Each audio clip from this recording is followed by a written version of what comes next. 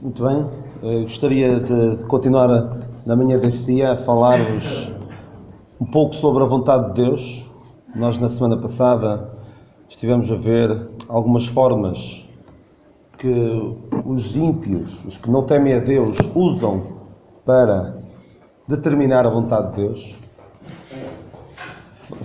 Vimos aquele rei da Babilónia que usava de adivinhações para tentar saber que caminho deveria seguir. E apesar de nos parecer completamente ridículo aquelas formas de procurar orientação, temos alguns resquícios disso na nossa sociedade. Temos pessoas que não tomam uma decisão importante nas suas vidas sem consultar um astrólogo, sem consultar o horóscopo. E é extraordinário até como se ouve tantas vezes pessoas que dizem: tu, quando é que nasceste? Então tu deves ser carneiro, ou tu deves ser escorpião. E depois encontra-se sempre alguns indícios: pois ele é assim porque é escorpião, ele é assim porque é touro. Isso não deve acontecer entre os crentes. Buscar orientação para as nossas vidas de acordo com o que a astrologia diz, a Bíblia é clara quanto a isso. Fala a relação àqueles que se põem a agorar e a ver nos astros. Cuidado, nós não devemos fazer assim. Mas vimos algumas formas, igualmente desfasadas do tempo em que vivemos, igualmente erradas, porque, não, apesar de estarem na Bíblia, estão desfasadas do tempo em que vivemos.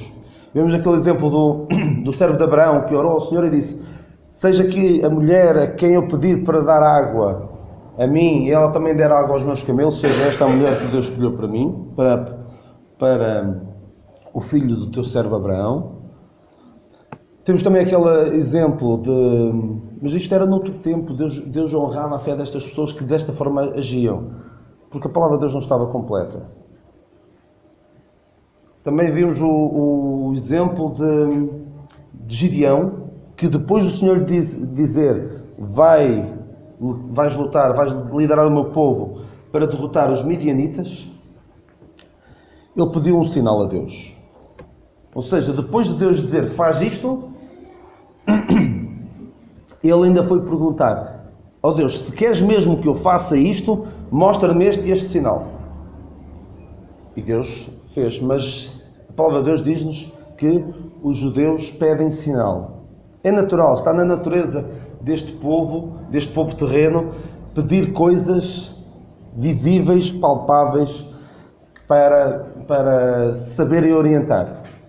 Mas a palavra de Deus mostra-nos que nós, os crentes da presente dispensação da graça, Deus já não nos vê como filhinhos que precisam de orientação sistemática em praticamente tudo quanto fazem. Vê-nos como filhos adultos. Quando a palavra de Deus no Novo Testamento se refere aos filhos de Israel e agora a nós como filhos de Deus, não usa a mesma palavra. Usa filhinhos, uma palavra filhos pequeninos, e para nós usa filhos adultos. Isso faz toda a diferença. Vimos também aquela voz mansa e delicada que alguns querem ouvir com base naquela experiência de Elias. Só que às vezes a voz mansa e delicada que nós queremos ouvir é a voz da nossa consciência, que pode estar tão calejada, tão cauterizada, que já nem conseguimos ouvir a repreensão do Senhor. Também aquela passagem que nos fala, que até está no Novo Testamento, nas Epístolas de Paulo: e a paz de Deus, que excede todo entendimento, guardará os vossos corações. E alguns, com base nisso, dizem: eu orei ao Senhor e senti paz sobre este assunto, por isso deve ser da sua vontade. E a isso eu respondo com a experiência de Jonas. Jonas estava tão em paz com a decisão que tinha tomado e que estava em completo contraste com a vontade revelada de Deus, que até dormia no barco. Num barco agitado pelas ondas, ele estava ali descansadinho, estava em paz.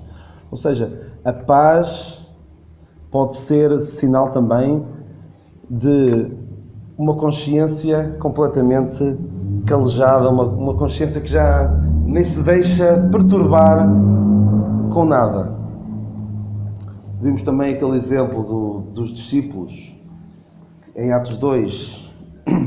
Atos 2. Deixa-me só confirmar.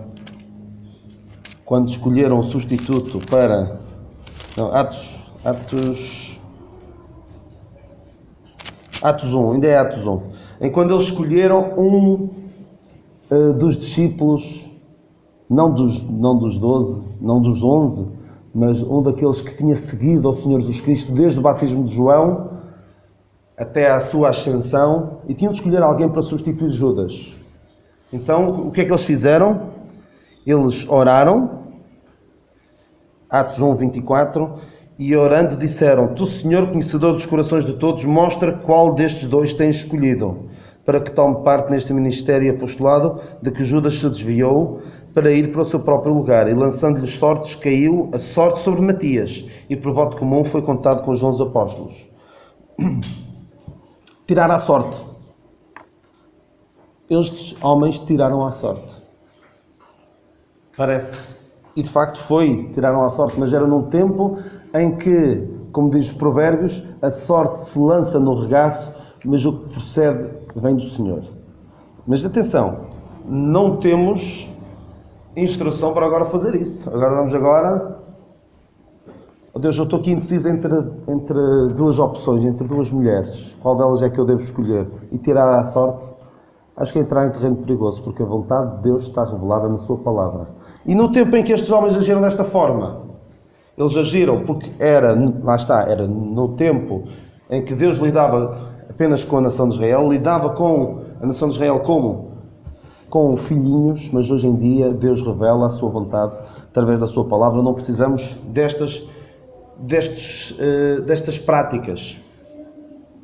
E atenção, apesar de tudo, estes homens eram homens tementes a Deus, homens que queriam verdadeiramente agradar a Deus, homens que tinham orado sobre o assunto. Não foram homens ímpios que de repente decidiram: olha, vou ver o que é que Deus quer.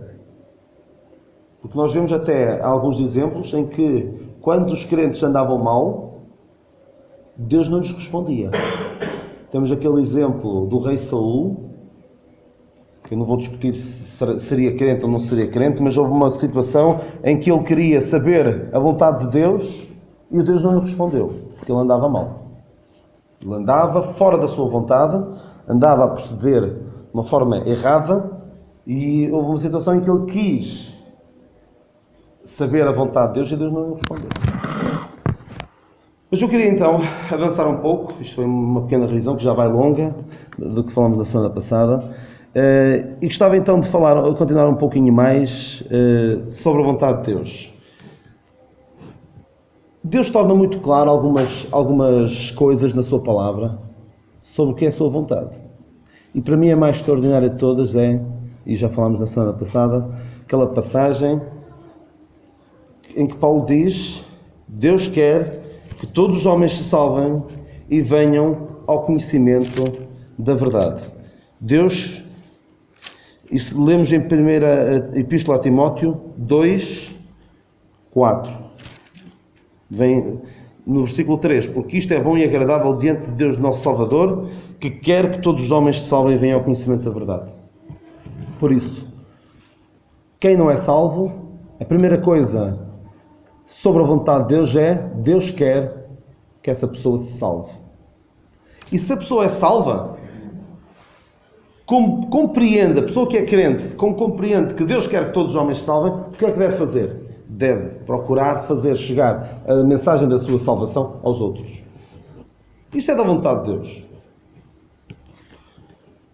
E que venha ao conhecimento da verdade.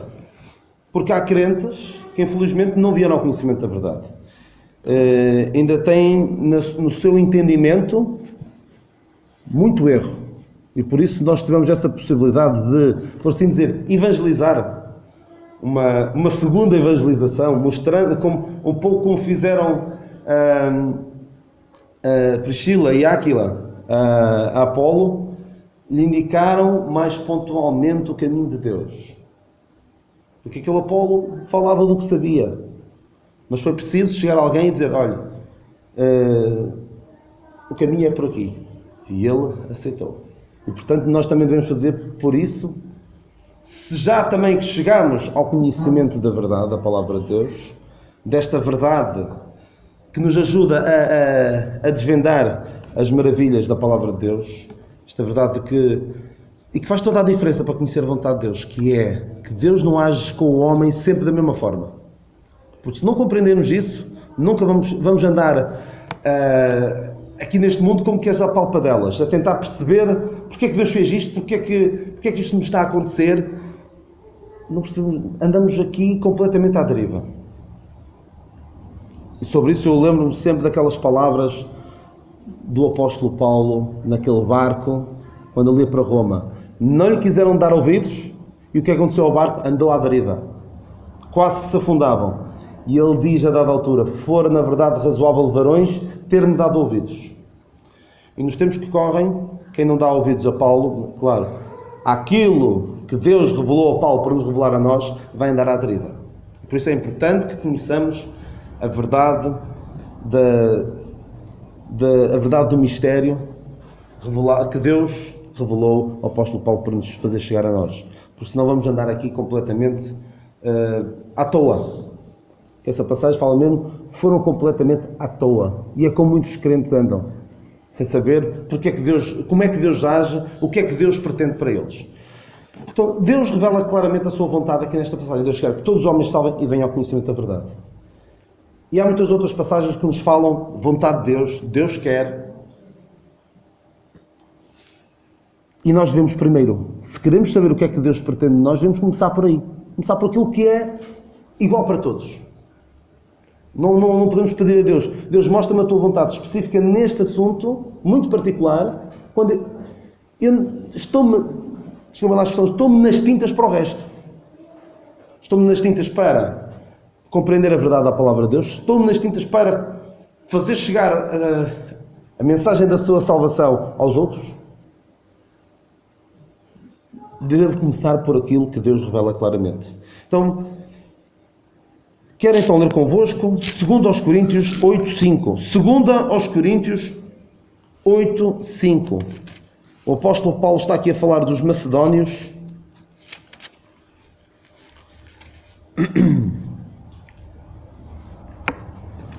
E lemos assim: e não somente fizeram como nós esperávamos, mas a si mesmos se deram primeiramente ao Senhor e depois a nós pela vontade de Deus.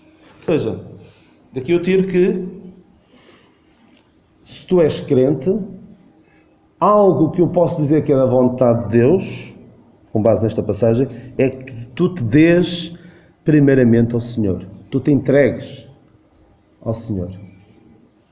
E o que é isto de entregar-me ao Senhor? É pôr-me à disposição dele. Compreender que eu não sou de mim mesmo. Um pouco como nós cantámos há pouco, esqueçamos de nós. Esqueçamos dos nossos direitos. Mas eu tenho direito a isto, eu tenho direito a aquilo. Não. Primeiramente, compreender que nós somos do Senhor. Nós somos o templo do Espírito Santo. Nós fomos comprados por bom preço. Por isso nós pertencemos ao Senhor. E nós um dia vamos comparecer perante o Senhor, que se deu a si mesmo por nós. E Ele vai nos perguntar, talvez não nos pergunte exatamente, mas pensemos, e se o Senhor nos perguntar se tu deste verdadeiramente a mim? Eu dei-me por ti. E tenho aqui, nas palmas das minhas mãos, a prova de que me dei por ti. E tu? Pensemos bem nisso. Mas deve ser avisado que dar-nos primeiramente ao Senhor, isto tem efeitos radicais vai ter consequências radicais nas nossas vidas, porque estes homens, estes macedónios, deram acima do seu poder, como diz aqui nesta mesma passagem, no versículo 3, porque segundo o seu poder, o que eu mesmo testifico, e ainda acima do seu poder, deram voluntariamente. Ou seja, estes crentes deram-se primeiramente ao Senhor e depois aos crentes, ao ponto de contribuírem financeiramente acima daquilo que podiam. Ou seja, isto vai ter efeitos consequências radicais nas nossas vidas. Outra passagem que nos fala também da vontade de Deus e que também está relacionada com esta é Gálatas 1:4. Gálatas 1:4. Nós temos de compreender e é importantíssimo para que consigamos, Gálatas 1:4, para que possamos fazer algo de proveitoso nas nossas vidas. Não proveitoso para nós, mas proveitoso para Deus, para o Deus que nos comprou, para o Deus que nos remiu, é entregarmos primeiramente ao Senhor. Percebemos que eu sou apenas um peão neste xadrez de Deus. Não posso pensar, eu sou o cavalo, eu sou uma peça importante. Eu sou apenas um peão. Epafrodito, nós lemos em Filipenses, que eram destes macedónios. Epafrodito, ou pelo menos estava relacionado com a igreja a Macedónia, a igreja de Filipos era uma das... creio que seriam estes macedónios de que a passagem nos fala, mas Epafrodito tinha plena consciência, e se vocês lerem Filipenses 2, percebem que aquele homem tal como Paulo, não tinha a sua vida preciosa. Ele, para levar uma oferta monetária a Paulo, sabia que Paulo estava preso e precisava de dinheiro, ele levou a sua missão de fazer chegar o dinheiro a Paulo a tal ponto que quase morria. E não se importava de morrer desde que chegasse lá com o dinheiro a Paulo, ficou extremamente doente e quase à morte, mas o Senhor se apiadou dele. Porque ele percebia que ele era apenas uma pequena peça naquela engrenagem. E se ele falhasse, tudo seria mais complicado. E nós temos de ter uma visão para que possamos compreender a vontade de Deus. Temos que compreender primeiro que a sua vontade geral para o corpo de Cristo passa por nós sermos peças que se estejam dispostas a gastar e desgastar pela obra. Se pensarmos, não, eu sou importante, eu não vou por aí, porque isso vai-me causar estas e estas consequências. Eu não quero. O quê? Vou entregar-me a mim mesmo? Vou dar-me primeiramente ao Senhor? Isso depois vai me trazer complicações na vida. Se pensarmos assim, estamos muito mal e não estamos a ser verdadeiramente reconhecidos ao Deus que se deu a si mesmo por nós. Então, Gálatas 1:4, lemos: o qual, Jesus Cristo, se deu a si mesmo por nossos pecados para nos livrar do presente século mau, segundo a vontade de Deus nosso Pai, ao qual glória para todo sempre. Amém. Normalmente nós estamos habituados a pensar que o Senhor Jesus Cristo veio ao mundo para nos salvar da condenação eterna. Também para nos livrar da ira futura, de passarmos pela grande tribulação. Mas a salvação que Deus nos dá é, por assim dizer, tripla. É da condenação eterna, é da ira futura, a grande tribulação, mas é também do presente século mau. E o Senhor Jesus Cristo deu-se a si mesmo por nossos pecados para nos livrar já do presente século mau. Para nos livrar de vivermos demasiado embrenhados neste presente século mau. E é triste quando os crentes optam por viver de acordo com este presente século mau, com a cultura reinante neste presente século mau.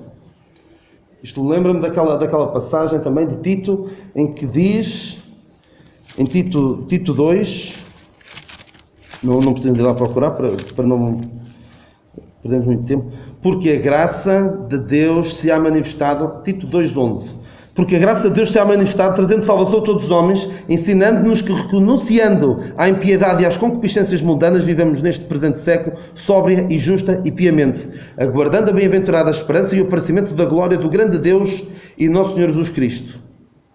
E agora a passagem é parecida. O qual se deu a si mesmo por nós para nos remir de toda a iniquidade e purificar para si um povo seu, especial, zeloso de boas obras. E quantas vezes os crentes,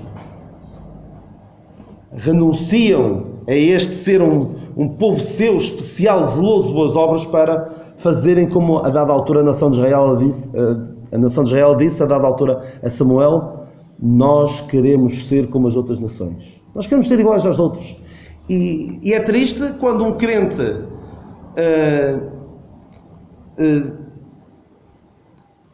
está-se pouco importando, está-se nas tintas para com o Senhor que se deu a si mesmo por nós, para nos livrar do presente século mau, para nos remir para si um povo seu especial zeloso de boas obras. É-nos indiferente a morte do nosso Senhor Jesus Cristo? É quando nós queremos viver de acordo com o presente século mau, estamos a negligenciar, a desvalorizar a morte e a ressurreição do nosso Senhor Jesus Cristo, a sua obra redentora. Estamos a ser, como falei aqui há alguns meses, estamos a ser inimigos da cruz de Cristo. Estamos a desvalorizar o que Cristo alcançou na cruz.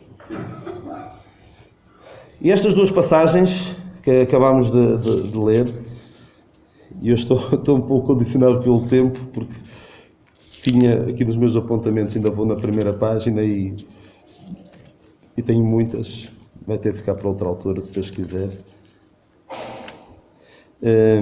Romanos 12, 1 e 2, falam-nos também sobre a vontade de Deus. Mas falam-nos que para conhecermos a vontade de Deus não é esperarmos e dizer a Deus, revela-me a tua vontade. Ou vivemos de uma forma desordenada, como bem nos apetece, e depois dizer, Deus, revela-me a tua vontade. Não. Façamos a sua vontade, primeiramente, naquelas coisas que Ele revela de uma forma clara e inequívoca. Romanos 12, 1 e 2.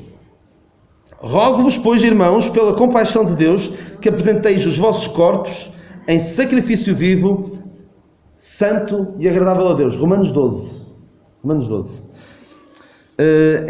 Os vossos corpos em sacrifício vivo, santo e agradável a Deus, que é o vosso culto racional. E não vos conformeis com este mundo, mas transformai-vos pela renovação do vosso entendimento, para que experimenteis qual seja a boa, agradável e perfeita vontade de Deus. Primeiro, darmos a nós mesmos, apresentarmos os nossos corpos. Termos noção de que não somos de nós mesmos. E não nos conformemos com este mundo, como diz aqui também esta passagem de Gálatas 1:4, para nos livrar do presente século mau. Não podemos adquirir a forma deste mundo, a maneira de pensar deste mundo. Eu fico preocupado quando ouço os crentes um crente a falar com a linguagem, eu não estou a dizer linguagem de palavras torpes, não estou a dizer isso, mas a maneira de pensar se aproxima perigosamente da linguagem de um descrente. A maneira de ver a vida. Até a maneira de ver a vida. Demasiado parecida com a do descrente. E quando um crente... O que é que o descrente busca? Busca o sucesso profissional, busca o amor, busca a saúde. E claro, não vou dizer que vamos fugir de ter boa saúde e de ter estabilidade financeira e de ter amor. Não vou dizer isso. Mas quando o nosso foco é apenas isso, e como o mundo faz, não importa se prejudicamos alguém ou não, isso é uma linguagem demasiado próxima.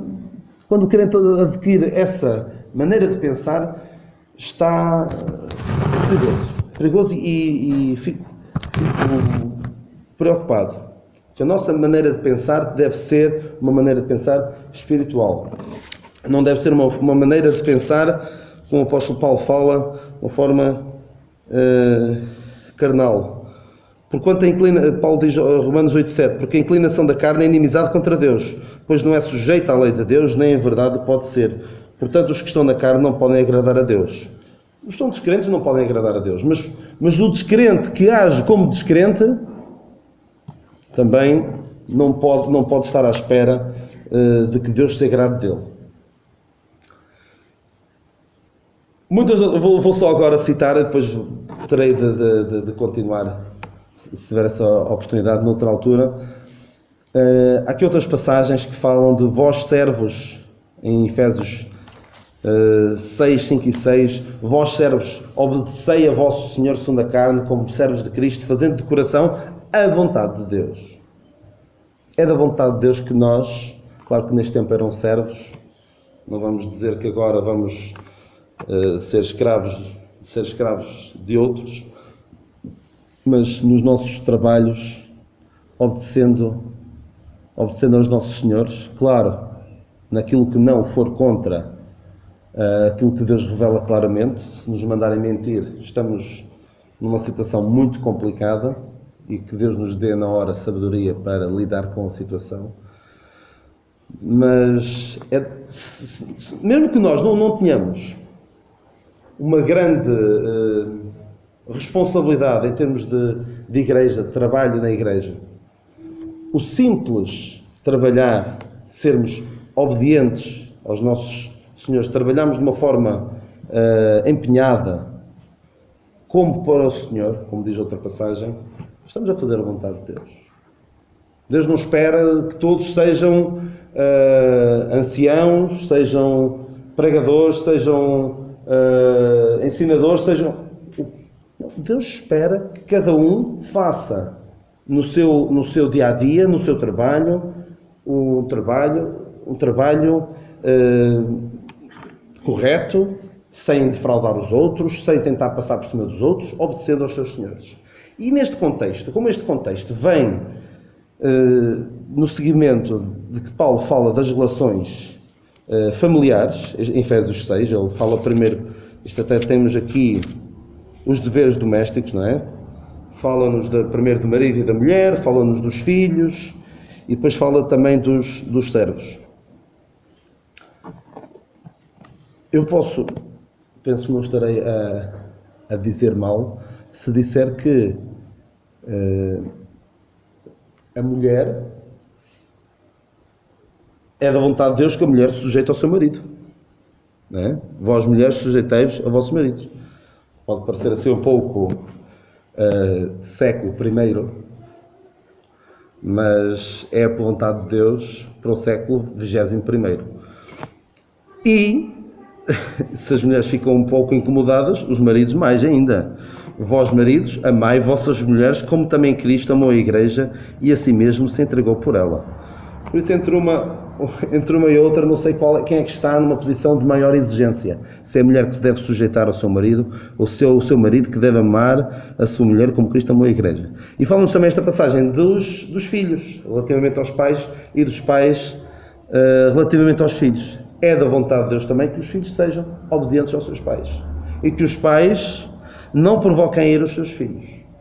Ou seja, se queremos que Deus nos revele a sua vontade, perceber qual é a vontade de Deus, comecemos por aqui.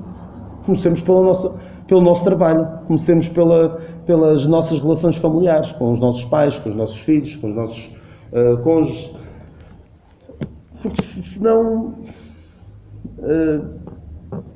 vai ser difícil nós chegarmos... Se não compreendemos, se não agimos naquilo que Deus diz, faz isto, tudo o resto vai ser um nevoeiro cerradíssimo para nós. Comecemos por estas coisas simples. Também simples de perceber na palavra de Deus. Em Tessalonicenses, Paulo diz: esta é a vontade de Deus, a vossa santificação, que vos abstenhais da prostituição, cada um de vós saiba possuir o seu vaso em santificação e honra. Falaremos disso noutra oportunidade. Em tudo dai graças, porque esta é a vontade de Deus em Cristo Jesus para convosco. Devemos ser agradecidos. Ou seja, se nós formos pessoas que têm esta compreensão de que não somos de nós mesmos, de que eu e o meu corpo, eu devo usar o meu corpo para os fins de Deus, para os objetivos de Deus. Se eu vivo neste presente século, se eu vivo neste mundo e não me deixo levar por este presente século mau, percebo que este presente século mau não tem nada comigo e que devo afastar-me dele, se sou obediente aos meus pais, se amo a minha esposa, se sou sujeito ao meu marido, no caso das mulheres, se não provoco a ira aos meus filhos, se possuo o meu vaso em santificação e honra, e se eu sou agradecido, eu estou dentro da vontade de Deus. E muito mais provavelmente vou conseguir perceber qual a vontade de Deus para outras áreas mais específicas da minha vida do que se não o fizer. Do que se andar a desobedecer a Deus nestas áreas em que Ele revela a sua vontade de forma clarinha. Por isso, sejamos crentes que fazem de coração, como diz aqui, fazem de coração a vontade de Deus. O Senhor nos ajude a compreender a sua vontade, porque ela é boa, agradável e perfeita. E atenção que isto veio de um homem que, se calhar, nós olhávamos para ele e diríamos: o que a vontade de Deus é boa, agradável e perfeita. Já viste os sarilhos em que te meteste à conta de fazer a vontade de Deus? Paulo, se calhar, a seguir ao Senhor Jesus Cristo, foi a pessoa que mais sofreu. Porque o Senhor Jesus Cristo levou sobre si os pecados de toda a humanidade. Mas o apóstolo Paulo sofreu muito. Ele revela ali, em 2 Coríntios, as dificuldades pelas quais ele passou. Mas mesmo assim, ele diz que a vontade de Deus é boa, agradável e perfeita. Porquê? Porque ele compreendia que a vontade de Deus não passa necessariamente por nós termos uma vida boa como o mundo a pinta. Estar dentro da vontade de Deus é fazer o que Deus quer, usarmos as nossas capacidades, usarmos o nosso corpo, a nossa alma e o nosso espírito para agradar a Deus. E se nesse processo levarmos porrada como o apóstolo Paulo levou, se sofrermos angústias, estamos a fazer a vontade de Deus, e essa é boa, agradável e perfeita. E que o Senhor nos abençoe. Vamos terminar com a oração. Nosso Deus, nosso Pai, nós te damos graças pelo juntamento do teu povo neste lugar, pela tua palavra que podemos abrir, também pelos cânticos que podemos cantar e que nos lembram as verdades desta fé igualmente preciosa. Te agradecemos, Senhor, pela tua palavra que podemos abrir, pela tua vontade que tu expressas sobre tantos assuntos e que nós devemos atentar para eles, devemos procurar compreender nela, na tua palavra, o que tu pretendes ver em nós e depois agir em conformidade. Livra-nos, Senhor, de nos deixarmos seduzir por este presente século mau, que nos livres de querermos fazer valer os nossos direitos perante ti, mas que nos entreguemos os nossos corpos em sacrifício vivo, que nos demos primeiramente a ti, para que tu depois possas usar-nos, possas fazer com que nós sejamos uma bênção para aqueles que estão à nossa volta e que possamos glorificar-te a ti, pois tu nos compraste, tu nos resgataste para ti. Nós queremos depois agradecer todas estas coisas no nome e nos méritos do nosso bendito Salvador, o Senhor Jesus Cristo.